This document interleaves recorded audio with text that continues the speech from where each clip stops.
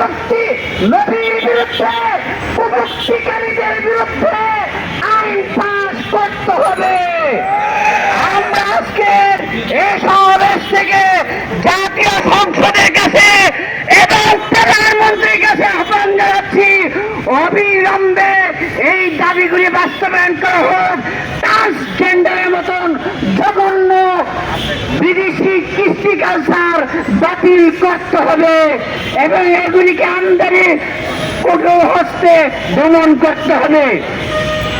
কুটুক্তিকারীদের বিরুদ্ধে সর্বোচ্চ শাস্তির আইন, মৃত্যুদণ্ডের আইন দেখে আইন পাশ করুন।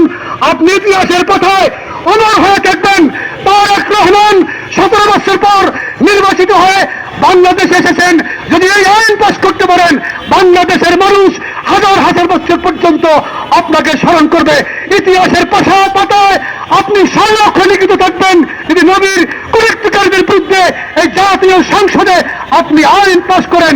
আপনার দল এবং আপনি গোটা জাতির কাছে স্মরণীয় পরিণত থাকবেন।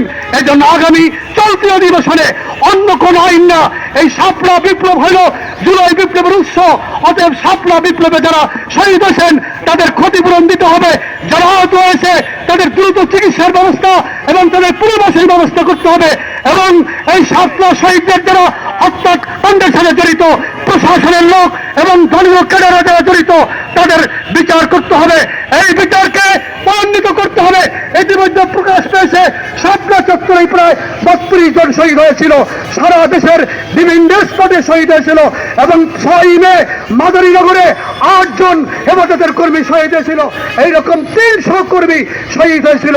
এই 300 শহীদদের হত্যার বিচারকে ত্বরান্বিত করে দ্রুত কার্যকর করে এই বাংলাদেশের তৌহিদি জনতার আন্দোলনকে আপনারা ঠান্ডা করতে পারবেন। নতুবা এই আন্দোলন যে দাবানল বেঁধে উঠেছে, দাবি আদায় না হওয়া পর্যন্ত আমরা আন্দোলন থেকে আমরা ঘরে ফিরে যাব না।